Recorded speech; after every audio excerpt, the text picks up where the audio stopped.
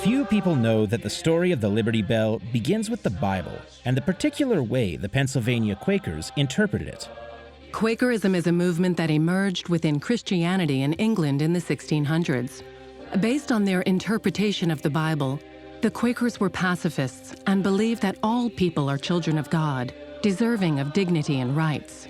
Eventually, the Quakers were persecuted in England, so many fled to Pennsylvania. Isaac Norris II belonged to one of the most prominent Quaker families in Pennsylvania. His father had been mayor of Philadelphia and a slave owner. As the 1700s wore on, however, the Quakers were increasingly persuaded that owning slaves was a sin and incompatible with their beliefs about the Bible. Eventually, the Norris family freed all their slaves. It was Norris who, as Speaker of the Colonial Assembly, commissioned the bell in 1751. The Bible verse he ordered, stretched around the bell, proclaims a biblical instruction that slaves should be freed every 50 years. "Proclaim liberty throughout the land," say the words of Leviticus chapter 25, verse 10, "unto all the inhabitants thereof."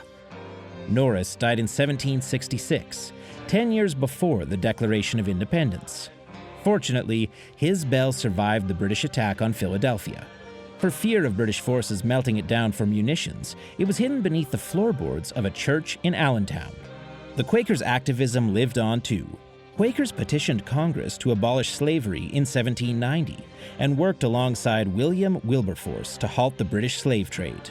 When abolitionism gained momentum in the United States in the 1830s, the Quakers were at the forefront, and so was the Liberty Bell, with its jubilant biblical proclamation of freedom for all.